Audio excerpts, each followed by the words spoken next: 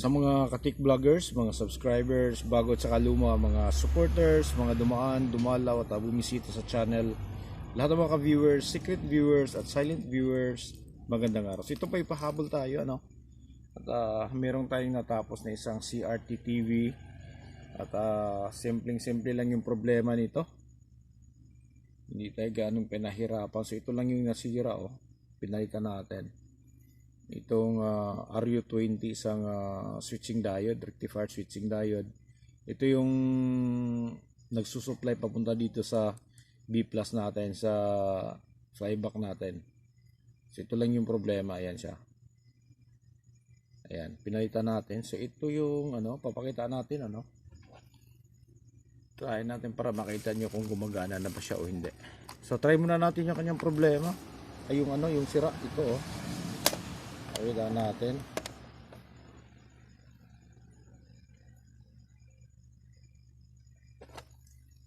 Ayan. Okay. So hindi siya zener diode, isang rectifier switching. So parang fast recovery diode. Ayan, oh. Baliktarin natin. Okay, so shorted talaga siya. Ayan. Ito lang yung problema. So on natin. Ito share lang natin, baka may mga makasalubong kayong ganitong problema. At least pag sukat nyo na walang 125 volts, ay tingnan nyo na lang, baka ito shorted. So kapag shorted to, walang puputok dyan, hindi puputok yung kanyang fuse. So disable lang yung 125 volts, yung niya, supply papunta dito sa flyback kapag nagsushort tong diode na to. Turn on natin.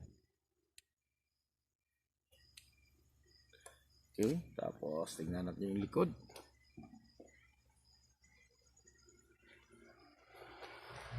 Okay.